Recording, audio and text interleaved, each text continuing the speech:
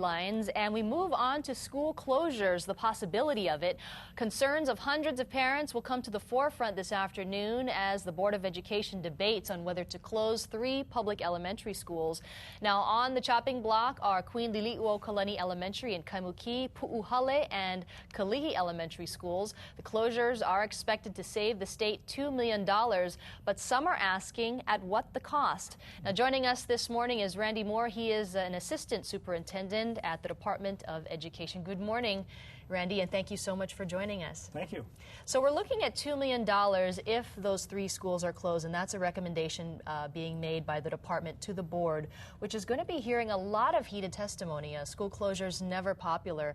Is there any reason to keep some of those schools open? When you look at those numbers, is it a done deal? Well, it's only a done deal if the Board of Education votes to make it a done deal. If you look at the costs as well as really what's best for the students, it probably is best to close the schools. And is it truly a $2 million figure that will be saved? The $2 million comes if you close the school, turn all the lights off, and walk away. Mm-hmm. It's probably about $1.4 million if, as we expect, the department will continue to use those facilities for other purposes.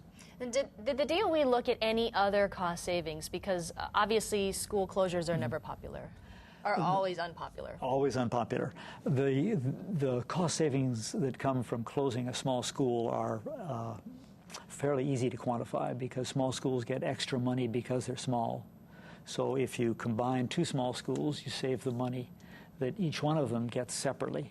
So that's easy to measure. And there are some employees that are duplicated, that are outside of the general pot of money that goes to the schools. Now, the DOE is looking at, I guess, redrawing the lines to shift attendance in the Hawaii Kai area. Are you looking at that in any of the other areas? Because some of the parents at the Pu'uhale and Kalihi elementary schools are saying that their schools are being targeted because they're low income. I don't think it has anything to do with the income of the residents. Mm-hmm. It's really what makes sense for both the department and the students. And what else can you tell us about that in terms of redrawing those lines? Are you looking at it in any of the other districts? Well, for both Pu'uhale and Kalihi, the lines would be redrawn, although the schools would close. Necessarily, you redraw a line, because the students who were at the school that is scheduled to close need to go somewhere. Mm-hmm. So in the case of Liliuokalani, some of the students would probably go to Waialae School, and some would go to Liho School. In the case of Kalihi, some would go to Kalihi Uka, some would go to Kaivai School, and in the case of Pu'uhale, they'd all go to Kalihi Kai. Does the DOE think that there could be some sort of a negative impact if the students are moved to another school and they're moved to, let's say, a larger school? Well, that was the argument that the parents made in Hawaii Kai. But if the 2 schools that we had looked at to consolidate were actually consolidated and put together, they would still be slightly smaller than Ainahaina Elementary School, which by all accounts is a wonderful school.